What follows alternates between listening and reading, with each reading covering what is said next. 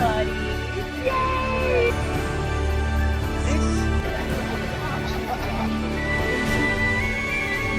Heidelberg in Epic University. Oh, yeah, there's not much. Okay.